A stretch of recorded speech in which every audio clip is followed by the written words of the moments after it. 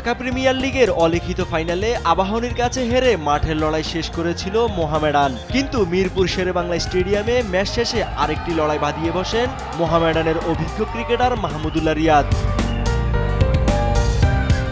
৬ উইকেটের পরাজয়ের পর ড্রেসিং রুমের উদ্দেশ্যে যাচ্ছিলেন মোহামেডানের ক্রিকেটাররা। সে সময় দর্শকদের মধ্যে থেকে একটি মন্তব্য শুনে আচমকাই মেজাজ হারান শান্ত মেজাজের এই ব্যাটার। উত্তেজিত হয়ে রেলিং পেরিয়ে গ্যালারিতে উঠে যান তিনি। উদ্দেশ্য ছিল মন্তব্যকারী দর্শকের মুখোমুখি হওয়া, তবে সতীর্থরা ও কর্মকর্তারা তাকে দ্রুত শান্ত করে মাঠে ফিরিয়ে আনেন। ড্রেসিং রুমের পথে থাকা মাহমুদুল্লাহ ভেবেছিলেন তাকে উদ্দেশ্য করে কিছু একটা বলা হয়েছে, যদিও পরে জানা যায় মূলত মোহামেডান ম্যানেজমেন্টকে উদ্দেশ্য করে ভুয়া টিম গঠনের অভিযোগ করেন এক দর্শক। ভুলবশত সেই কথা নিজের প্রতি মনে করে ক্ষেপে যান জাতীয় দলের সাবেক এই অধিনায়ক।